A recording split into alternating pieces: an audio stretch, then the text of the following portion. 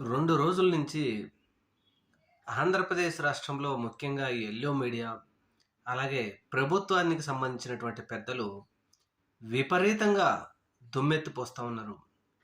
ఏంటయ్యా ఇది అంటే, ఇంతకుముందు జరిగిన సంఘటనలను మర్చిపోయి, ఇప్పుడు జగన్మోహన్ రెడ్డి గారు అసలిక్కడ ఆయన జనాలలో బ్రతకడమే తప్పు.